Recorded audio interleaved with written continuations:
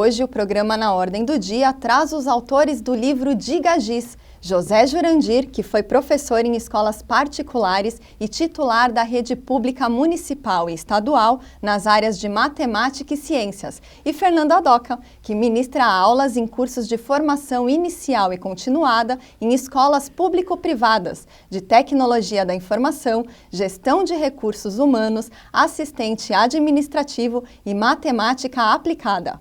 A obra é um manifesto motivacional e trata de diversos assuntos que interessam aos educadores.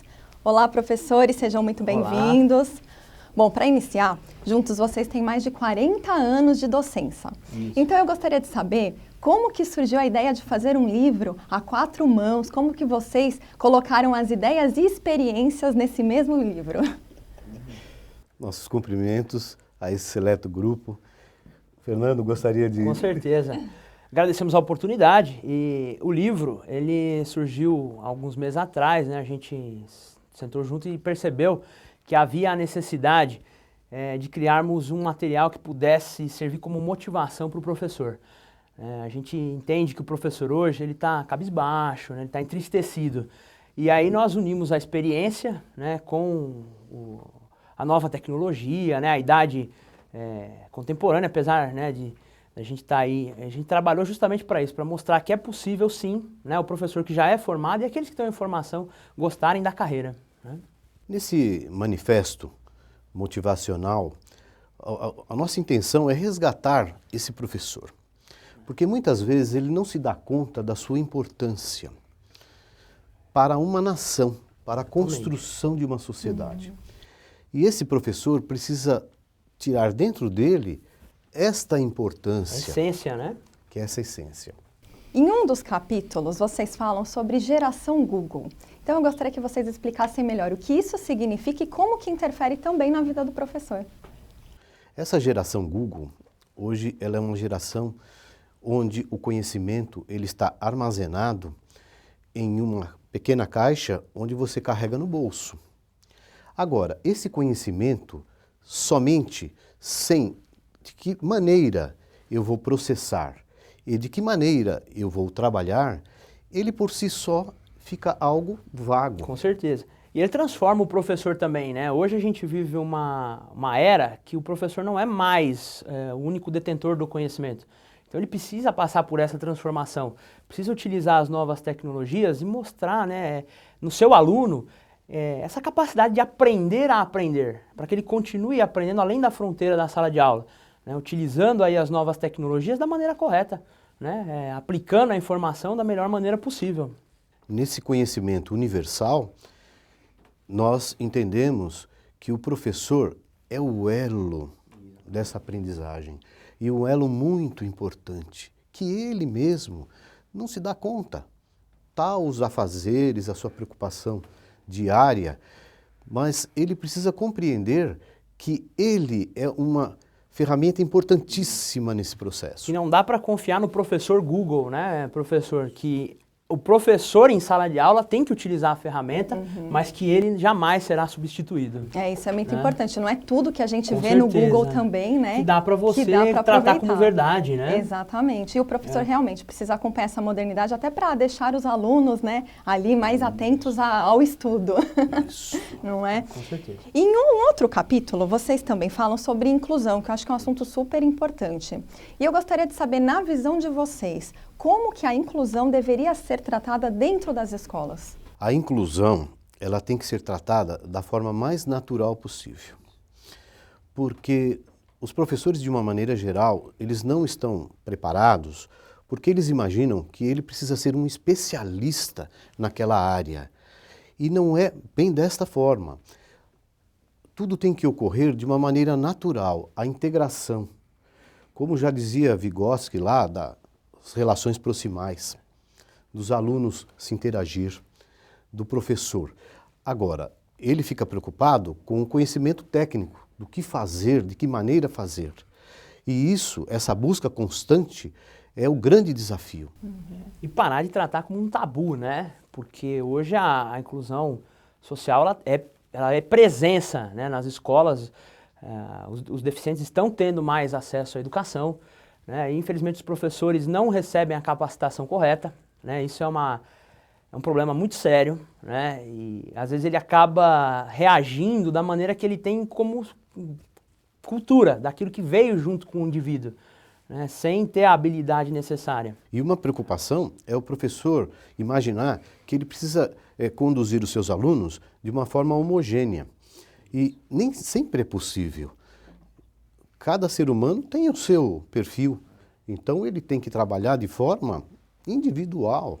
E isso é Porque às vezes é difícil, né, professor, por conta da quantidade de alunos em sala de aula. Isso. Né? São, infelizmente, né, Aí as percalços, né, eles são muito políticas maiores. públicas, elas têm que atentar para a importância de um número de alunos em sala de aula, para perceber que a escola não pode ser um depósito de alunos, para perceber que o professor precisa se motivar a capacitar, a conhecer os seus pares. Contar com o apoio de especialistas, né, para que ele tenha essa evolução, né? Isso mesmo. Inclusive, esse é um dos assuntos que a gente trata muito aqui no CPP, né? A questão de número de alunos por sala de aula, a valorização do professor, que também é muito importante, né? E motivacional. A gente fala muito sobre isso aqui também.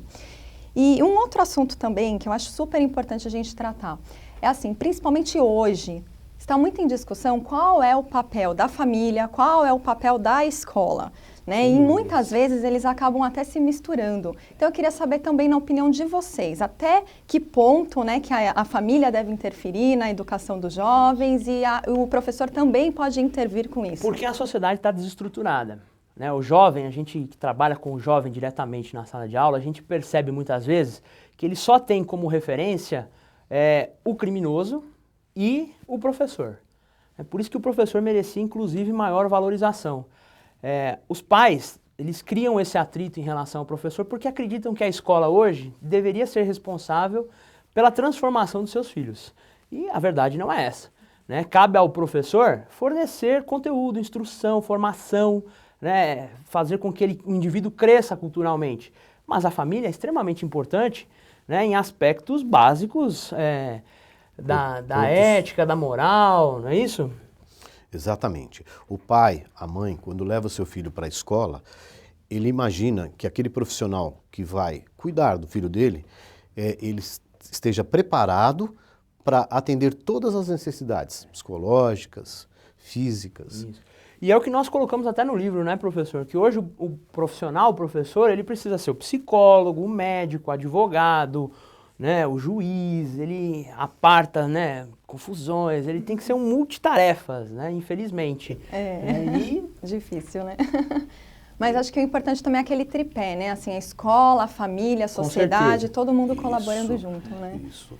E nessa hierarquia, digamos, né, da educação, o professor ele é o elo fundamental para resgatar, inclusive, a nossa sociedade, que fica sem referências. Isso. Estamos sem referência. Ou com referências equivocadas, como bem disse o professor. Também, exatamente. E um outro assunto que eu também gostaria de tratar com vocês é em relação à avaliação dos alunos. Eu vi que tem um capítulo do livro que vocês falam especificamente sobre isso. Eu senti meio que um tomzinho de crítica aí naquelas provas que são bimestrais, semestrais. Então, qual seria realmente a maneira correta de avaliar o aluno? Na opinião de vocês, claro. Avaliar, que significa diagnosticar, aferir o conhecimento, de que maneira, que ferramentas eu vou utilizar para saber o que de fato o meu aluno aprendeu. E isso não pode ser feito de uma forma mecanizada, né? E também homogênea. Cada indivíduo, ele tem assim a sua dinâmica de aprendizagem e aferir isto requer uma habilidade muito grande. Por isso que nós colocamos que esse capítulo é um dos mais difíceis na docência. E nós estamos em constante aprendizagem em relação a esse tema. Agora, a crítica é porque eu não consigo avaliar, se eu tenho numa sala 30 alunos, eu não consigo avaliar da mesma maneira, né? Os 30. Com certeza. Isso é impossível. E também não dá tempo do professor, às vezes, criar 30 avaliações distintas. Né? Ele se vê naquele dilema. Né? Então, escolher uma maneira certa de avaliar o nosso aluno é realmente complicado. O que a gente tem sugerido, né, para os professores de um modo geral, é trabalhar a continuidade. Né? Você avaliar o aprendizado durante o cotidiano, o processo de aprendizagem. Porque tem alunos que se destacam mais para a área de exatas, outros para áreas, né, de biológicas ou de humanas, né? E realmente é complicado. Ou seja, fica até mais fácil o professor avaliar no dia a dia mesmo, Com né? certeza. Os alunos, com as dúvidas, perguntas. Isso. E de acordo com as múltiplas inteligências, nós não podemos imaginar que todos farão as mesmas coisas, né? E avaliando continuamente, ele elimina, né, aquele aluno que ele estuda na véspera. Sim. Né? Ele decora o conteúdo na véspera da avaliação e no pós, né, prova, ele... Bacana essa observação. Eu gostaria de fazer uma observação da professora Leia Fagundes, da Universidade Federal do Rio Grande do Sul. Ela dizia que nós temos dois tipos de alunos. Aquele que estuda antes do vestibular e ele é aprovado, e aquele que não estuda antes do vestibular e não é aprovado. Porém, ambos esquecem tudo o que aprendeu. Então algo está errado. Como que eu posso trabalhar a aprendizagem, sendo que amanhã ou depois eu vou esquecer tudo aquilo que eu aprendi? Então esse vestibular é uma forma perversa de avaliar o indivíduo. Mas a vida é competitiva, eu tenho que selecionar. Mas será que essa forma é a melhor forma? Não temos que pensar a esse respeito. Claro que o Enem já está mudando, já está tendo uma outra abordagem, isso nos deixa feliz. Mas mesmo assim, nós não podemos estudar para esquecer. Eu penso que isso é um absurdo. Você fala, eu graças a Deus fiquei livre de matemática, graças a Deus fiquei livre de química. Se você estuda para ficar livre de, alguma coisa está errada. Com certeza. Eu tenho que estudar porque eu tenho prazer em buscar cada vez mais sobre aquele assunto. É isso mesmo. Fica aí a reflexão, então, para os alunos também. É verdade. Bom, professores, olha, a gente teria vários assuntos aqui para conversar. O livro realmente está bem interessante. Obrigado. Então, eu gostaria que vocês, para finalizar o programa, convidassem, né, o público de casa para ir até a Bienal, que vocês estarão lá também, né, divulgando o livro. Quer deixar sua mensagem, professor? Eu agradeço a atenção de todos vocês. Eu sempre tive o hábito de perguntar aos educadores, de uma maneira geral, como eles definiriam uma frase sobre a educação. Eu tenho diversas, de grandes, mas eu vou deixar a minha. Né? Educar é tornar-se menos desigual. Perfeito. Quero agradecer a oportunidade que o CPP nos deu e quero convidar você que está nos assistindo a comparecer lá na Bienal. Estaremos lá, né, do dia 26 de agosto até o dia 4 de setembro, com noite de autógrafos, e esperamos o professor para debater conosco, para verificar conosco que é realmente um profissional essencial para a transformação do jovem, né, de qualquer idade, da nossa nação aí, e que nós, né, agradecemos muito sempre a todos os nossos professores, né? Sempre o nosso apreço. Nós que agradecemos a participação de vocês. Muito obrigada. Obrigado. Obrigado a todos. E o Na Ordem do Dia fica por aqui. Esse conteúdo foi relevante para você? Então inscreva-se no nosso canal e curta nossos vídeos. Até o próximo programa.